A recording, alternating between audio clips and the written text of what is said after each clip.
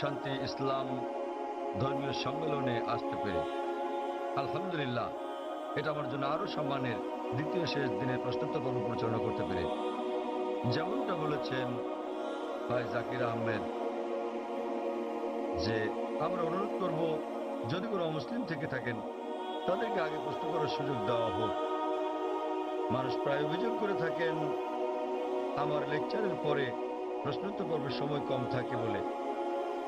এই কারণে আয়োজকরা আমরা যেটা করেছিলাম বোম্বেতে এই কয়েক মাস আগে, তারা একটা বিশেষ পর্বের ব্যবস্থা করেছেন শুধুমাত্র প্রশ্নোত্তরের জন্য।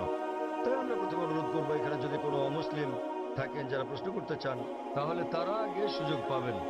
যদি অমুসলিম কোনো প্রশ্ন করতে চান তারা যে কোনো প্রশ্ন করতে পারেন, ইসলাম ধর্ম নিয়ে বা হিন্দু ধর্ম বা খ্রিস্টান ধর্ম নিয়ে যে কোনো প্রশ্ন। আর যদি ইসলামের কোনো বিষয় সঠিক বলে মনে না হয়, ইসলামের কোনো নিয়মকানুনের সাথে যদি দ্বিমত পোষণ করেন, যদি কোরআনের কোনো বিষয়ের সাথে একমত না হন, সেটাও জিজ্ঞেস করতে পারেন। আমি যুবক মানুষ, আমি নিতে পারবো। অমুসলিমরা তাদের প্রশ্ন শেষ করার পর আমরা মুসলিম ভাইদের প্রশ্ন করতে বলবো, এবং আমি মুসলিম ভাইদের অনুরোধ করব তাদের প্রশ্নগুলো যেন শুধু ইসলাম এবং তুলনামূলক ধর্ম বিষয়ে থাকে।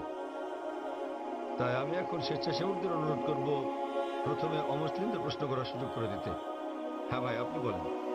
আমার নাম নবীন, আমি টিসিএস এ কাজ করি। আহ, যখনই কোনো মুসলিম ধর্ম উপদেশ দেয়, তারা আল্লাহর নাম নিয়ে শুরু করে এবং মুহাম্মদের নামও বলে। তারা কেন যীশু খ্রিস্টের নাম বলে না, যিনি কিনা আল্লাহর একজন নবী ছিলেন? এবং আমার মনে হয় অনেকটা অজ্ঞতাবশতই মুসলিমরা যীশু খ্রিস্টকে নিয়ে কথা বলে, শুধু খ্রিস্ট ধর্ম নিয়ে কথা বলার সময়। তাহলে মুসলিমরা যখন কথা বলা শুরু করে, তারা কেন আল্লাহ এবং মুহাম্মদের নামের পর যীশু খ্রিস্টের নামও বলে না, যেহেতু তিনি নিজেও আল্লাহর একজন নবী ছিলেন?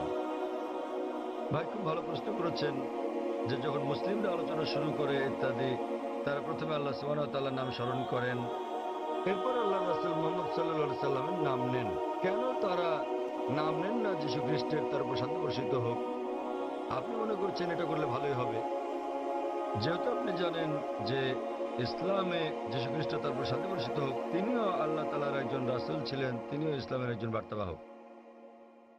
আল্লাহ কোরআনে বলেছেন সূরা ফাতির অধ্যায় নম্বর 35 আয়াত নম্বর 24, وإن من أمة إلا خلها فيها نذير। এমন একটিও জাতি বা গোষ্ঠী নেই